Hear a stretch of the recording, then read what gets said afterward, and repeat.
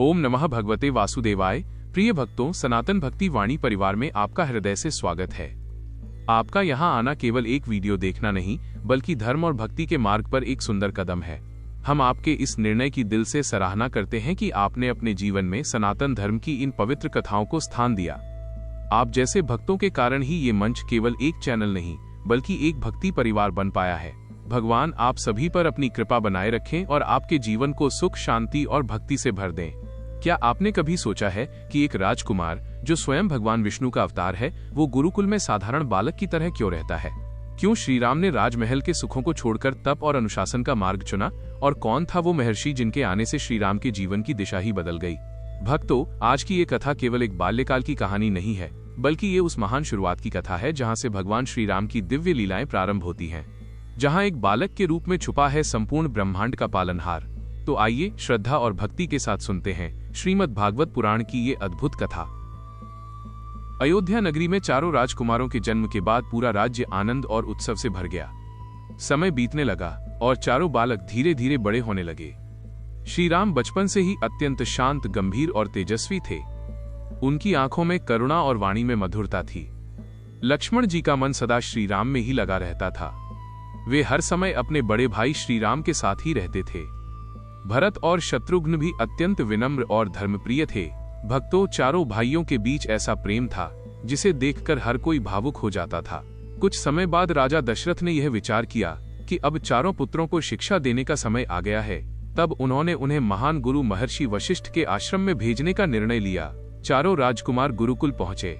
वहां उन्होंने वेद, शास्त्र, धनुर्विद्या, नीति और धर्म का ज्ञान प्राप्त करना प्रारंभ किया। श्री राम ने बहुत कम समय में ही सभी विद्याओं में महारत प्राप्त कर ली। वे केवल बल और बुद्धि में ही नहीं, बल्कि विनम्रता और सेवा में भी सबसे आगे थे। गुरुकुल में रहते हुए श्री राम और उनके भाइयों ने साधारण जीवन जीते हुए गुरु की सेवा की। भक्तों, यही वो समय था जब श्री राम का दिव्य व्यक्तित्व और भी निखर कर सामने आने लगा। और तभी एक दिन अयोध्या में एक महान घटना होने वाली थी। एक ऐसे महर्षि आने वाले थे जिनके आने से श्री राम के जीवन की दिशा ही बदलने वाली थी। भक्तों, श्री राम की बाल लीलाएं अत्यंत मधुर और अद्भुत थीं। वे कभी अपने भाइयों के साथ खेलते, कभी माता कौशल्या की गोद में हंसते, तो कभी गुरुकुल में अत्यंत विनम्रता से शिक्षा ग्रहण करते। उनकी वाणी मधुर थी, उनका स्वभाव शांत था और उनका आचरण इतना पवित्र था कि हर कोई उन्हें देखकर मोहित हो जाता था। शास्त्रों में कहा गया है, रामो विग्रहवान धर्मः, अर्थात श्री राम स्वयं धर्म का साकार रूप है। भक्तों, भगवान श्री राम की ये बाल लीलाएं हमें ये सिखाती हैं कि भगवान जब भी अवतार लेते हैं तो वे मानव जीवन जीकर हमें धर्म, प्रेम और मर्यादा का मार्ग दिखाते हैं। उनकी हर लीला में एक गहरा संदेश छिपा होता है। भक्तों, एक समय की बात है, बालक रूप में भगवान श्री राम राजमहल के आंगन में बैठे हुए थे और माता कौशल्या के स्नेह से प्राप्त भोजन का आनंद ले रहे थे। उनके हाथ में एक छोटी सी रोटी थी जिसे वे बड़े ही प्रेम से खा रहे थे। उसी समय एक कौवा वहां आकर बैठ गया। भक्तों, ये कोई साधारण कौवा नहीं था। यह स्वयं महान भक्त काकभुशुंडी थे, जो भगवान की बाल लीला का रहस्य जानने के लिए उस रूप में आए थे। उनके मन में एक सूक्ष्म जिज्ञासा उत्पन्न हुई। क्या यह वही परम ब्रह्म है जो समस्त सृष्टि के स्वामी है? और उसी जिज्ञासा के वशीभूत होकर उन्होंने एक अद्भुत लीला की। वे तुरंत उड़कर आए और भगवान श्री राम के हाथ से वह रोटी छीनकर आकाश की ओर उड़ गए। भक्तों, ये कोई साधारण घटना नहीं थी, यह तो भगवान की लीला का प्रारंभ था। जैसे ही काकभुशुंडी रोटी लेकर उड़ने लगे, बालक श्री राम भी उनके पीछे दौड़ पड़े। परंतु यह दौड़ केवल पृथ्वी तक सीमित नहीं थी। काकभुशुंडी आकाश में पहुंचे, फिर स्वर्गलोक, फिर महरलोक, जनलोक, तपलोक और ब्रह्मलोक तक उड़ते चले गए। लेकिन भक्तों, जहां जहां वे पहुंचे, वहां वहां उन्होंने श्री राम को अपने ठीक पीछे खड़ा पाया। यह दृश्य देखकर वे चकित रह गए। वे सोचने लगे, मैं ब्रह्मांड के पार तक आ गया, फिर भी यह बालक मेरे पीछे कैसे है? अब वे और भी दूर और भी सूक्ष्म लोकों की ओर भागे, परंतु भगवान श्री राम हर स्थान पर उनके साथ ही दिखाई दिए। भक्तों, यही भगवान की अचिंत्य शक्ति है। अंततः काकभुशुंडी थक गए, उनका अहंकार और जिज्ञासा दोनों समाप्त हो गए। वे लौटकर भगवान श्री राम के चरणों में गिर पड़े और बोले, प्रभु, अब मैं आपकी लीला को समझ गया हूँ। आप ही वह परम ब्रह्म है जो संपूर्ण ब्रह्मांड में व्याप्त है। तब भगवान श्री राम ने मुस्कुराते हुए उन्हें अपनी योगमाया का दर्शन कराया।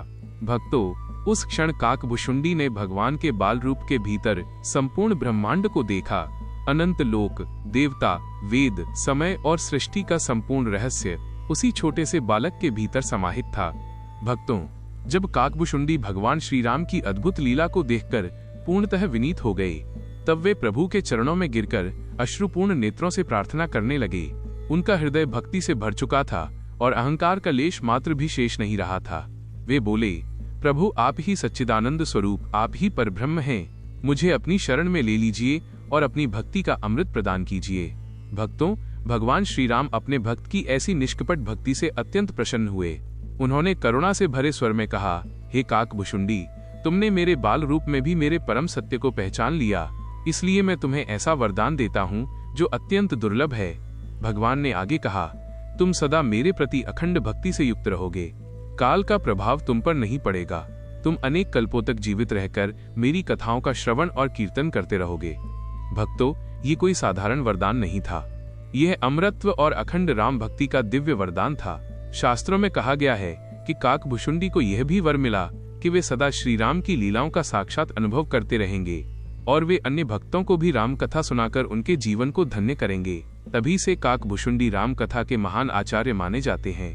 भक्तों, ये प्रसंग हमें सिखाता है कि जब मन से अहंकार समाप्त हो जाता है और सच्ची भक्ति जागृत होती है, तब भगवान स्वयं अपने भक्त को अनमोल कृपा से भर देते हैं। समय बीतता गया, युग बदलते गए, परंतु काकभुशुंडी जी पर भगवान श्री राम के वरदान का प्रभाव अटल रहा। वे काल से परे होकर सदा राम नाम में लीन रहते थे। एक समय की बात है, भगवान विष्णु के वाहन महान तेजस्वी और ज्ञानवान गरुड़ जी के मन में एक गहरी जिज्ञासा उत्पन्न हुई। वे सोचने लगे, भगवान श्री राम जो स्वयं विष्णु के अवतार हैं, वे मानव की तरह दुख और कष्ट क्यों सहते हैं? उनकी लीला का वास्तविक रहस्य क्या है? इस जिज्ञासा ने उनके मन को व्याकुल कर दिया। भक्तों, जब भी किसी के हृदय में सच्ची जिज्ञासा उत्पन्न होती है, तो भगवान स्वयं उसे सही मार्ग दिखाते हैं। गरुड़ जी को मार्गदर्शन मिला कि वे काकभुशुंडी जी के पास जाएं, क्योंकि वे राम कथा के परम ज्ञाता हैं। तब गरुड़ जी तुरंत काकभुशुंडी के आश्रम पहुंचे। वहां का दृश्य अत्यंत अद्भुत था। चारों ओर शांति, पवित्रता और राम नाम की ध्वनि गूंज रही थी। राम रामेति रामेति। काकभुशुंडी जी गहन ध्यान में लीन थे। गरुड़ जी ने विनम्र होकर उनके चरणों में प्रणाम किया और बोले, हे महात्मन, मेरे मन में एक गहरी शंका है, कृपा करके उसे दूर करें और मुझे श्री राम की लीला का रहस्य बताएं। भक्तों, काकभुशुंडी जी ने अपनी करुणा से भरी दृष्टि उठाई और मुस्कुराए। वे समझ गए कि यह केवल प्रश्न नहीं, बल्कि भगवान की प्रेरणा है। तब उन्होंने गरुड़ जी से कहा, हे गरुड़, श्री राम की लीला को केवल बुद्धि से नहीं समझा जा सकता, ये तो भक्ति और समर्पण से ही प्रकट होती है।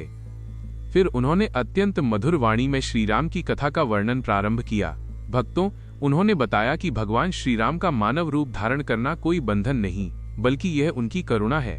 वे अपने भक्तों को यह सिखाने के लिए अवतार लेते हैं कि जीवन में धर्म, धैर्य और प्रेम कैसे निभाया जाता है। काकभुशुंडी जी ने आगे कहा, राम भक्ति का सबसे बड़ा रहस्य यह है कि भक्त अपने अहंकार को त्याग दे और पूर्ण रूप से भगवान को समर्पित हो जाए। उन्होंने कहा, नाह वसामि वैकुंठे योगिना हृदयेषु व मद्भक्ता यत्र गायन्ति तत्र तिष्ठामि नारद। अर्थात भगवान वहां नहीं रहते जहां केवल वैभव है, बल्कि वहां निवास करते हैं जहां उनके भक्त प्रेम से उनका नाम गाते हैं। भक्तों, ये सुनकर गरुड़ जी का हृदय भाव विभोर हो गया। उनकी सारी शंकाएं समाप्त हो गईं। वे समझ गए कि भगवान की लीला को समझने का मार्ग केवल और केवल भक्ति है। तब उन्होंने काकभुशुंडी जी को प्रणाम किया और कहा, आज मैं धन्य हो गया, आपने मुझे सच्ची राम भक्ति का मार्ग दिखा दिया। भक्तों, ये प्रसंग हमें सिखाता है कि ज्ञान से अधिक महत्वपूर्ण है भक्ति और बुद्धि से अधिक शक्तिशाली है समर्पण। भक्तों, जब गरुड़ जी की जिज्ञासा शांत हुई, तब उनके हृदय में एक और गहरी इच्छा जागृत हुई। वे विनम्र भाव से काकभुशुंडी जी से बोले, हे महात्मन, आपने मुझे राम भक्ति का रहस्य तो बता दिया, परंतु अब मैं श्री राम की संपूर्ण लीला को विस्तार से सुनना चाहता हूँ। भक्तों, ये सुनकर काकभुशुंडी जी अत्यंत प्रसन्न हुए, क्योंकि राम कथा का श्रवण और वर्णन स्वयं एक महान पुण्य है। तब उन्होंने अपने नेत्र बंद किए, हृदय में श्री राम का स्मरण किया और अत्यंत मधुर वाणी में कथा का आरंभ किया। हे गरुड़, यह कथा केवल एक राजा की नहीं, ये तो स्वयं धर्म, प्रेम और मर्यादा की कथा है। उन्होंने बताया कैसे त्रेता युग में अयोध्या नगरी में महाराज दशरथ के घर भगवान श्री राम का अवतार हुआ, कैसे उनका बाल्यकाल प्रेम और विनम्रता से भरा था, कैसे उन्होंने गुरु वशिष्ठ से शिक्षा प्राप्त की और अपने जीवन को धर्म के मार्ग पर स्थापित किया। भक्तों, जैसे जैसे काकभूषुंडी जी कथा सुनाते गए, वातावरण बदलता गया। गरुड़ जी केवल सुन नहीं रहे थे, बल्कि हर दृश्य को अपने सामने साक्षात घटित होते हुए अनुभव कर रहे थे।